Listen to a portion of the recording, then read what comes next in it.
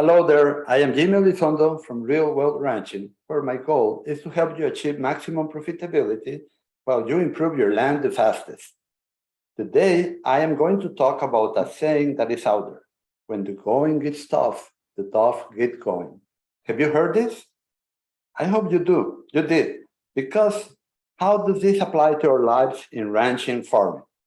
Never give up. Be confident in what you do. There may be tough times, but the difficulties which you face will make you more determined to achieve your objectives and to win against all the odds. This is good advice, as perseverance, a strong will, patience, courage, and determination are good traits to have and will take us far. Now I want to ask you this, are your livestock like that? Do they have the determination it takes to live and produce? Are they hardy and hearty? Are they able to survive and produce with less than optimum inputs? Can they successfully win a calf every year without pampering? Can they do this at the very high stocking rate required for maximum productivity and land regeneration? If we want to achieve harmony with our land, we need to play the part of the good steward of the land, and to improve our land, we need genetically adapted livestock that can improve the grass and land on which they graze. The part of the good steward means to manage correctly to enhance nature's functions and to maintain our livestock in good body condition. We can do many things to maintain our livestock in good body condition. Some of them will cost us much, and some of them not much or not at all. We need to be observant and select our livestock according to nature.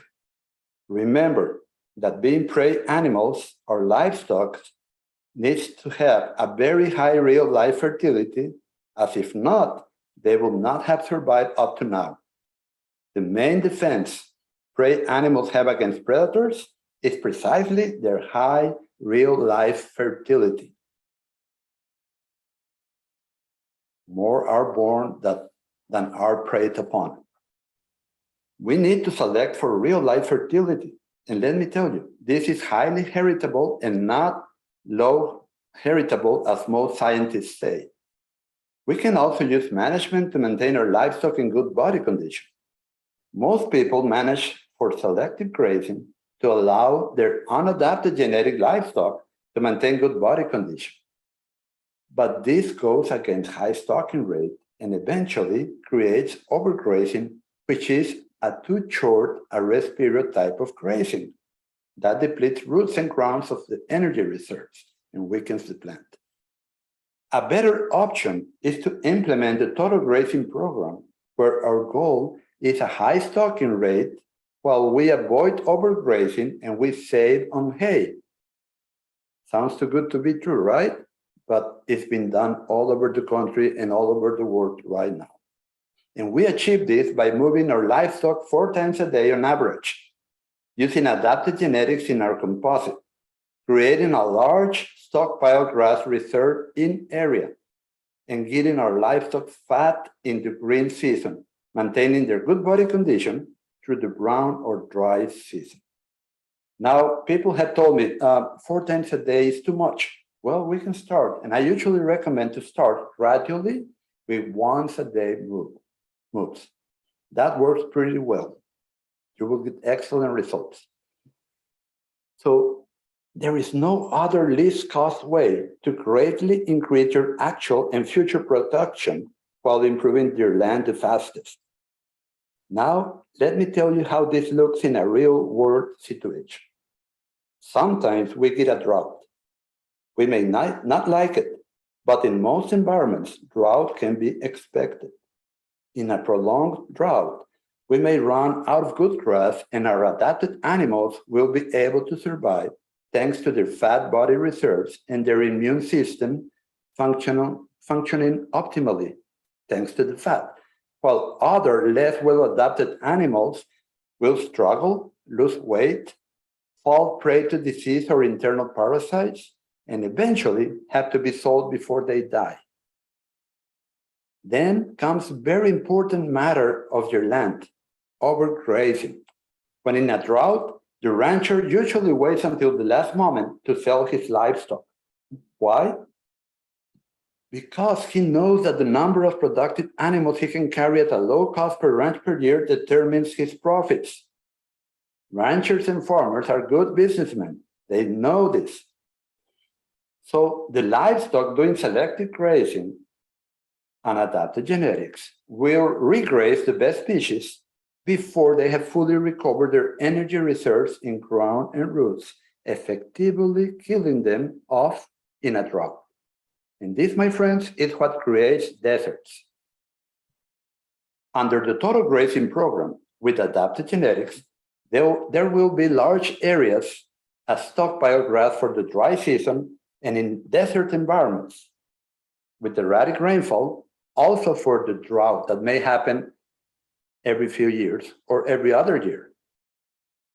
This means that your precious, better forage species will not be grazed off by returning livestock before they have fully recovered, effectively eliminating overgrazing.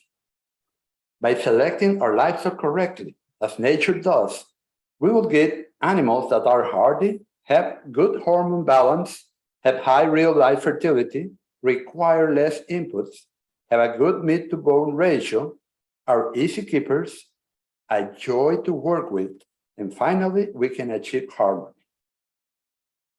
When we select, on the other hand, without considering nature, we will create livestock that are less hardy, require higher inputs, they have lower real-life fertility when economics do not allow us to buy high-cost inputs, and we will degrade the land on which they graze by having to allow them to do selective grazing, which eventually turns to overgrazing.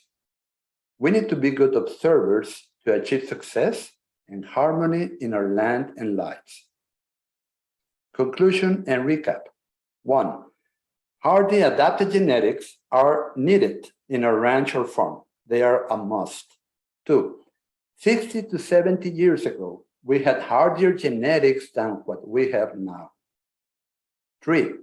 Stocking rate is the number of productive animals carried at a low cost per ranch or farm per year determines profitability and grass productivity. 4. Livestock were selected very differently back then than they are selected now. 5. This is due to the way scientists have promoted we select our livestock for maximums without considering the whole. And the whole means, in this instance, conversion efficiency of the total forage your farm or ranch produces into pounds of sold animals per year. 6. Livestock need to be selected following nature to improve the land on which they graze. 7. They need to improve the land at a low cost, while they give us the best conversion efficiency of the forage produced per farm or ranch per year. 8.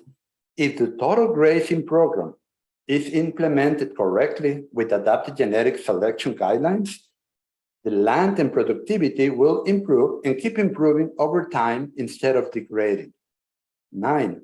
We need to avoid overgrazing to create better soils via higher humus creation per year, less undesirable plant species, closer desirable plant species, better leaf-to-stem ratio, and a much higher productivity. 10.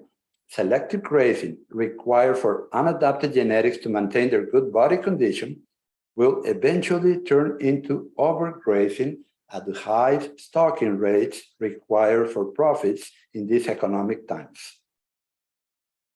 Well, I hope you like this podcast and you can put it into practice. Thank you, and until next time, be sure to subscribe to the podcast on Spotify, iTunes, or YouTube, or join us for the weekly email at www.rwranching.com/join. Have a great day.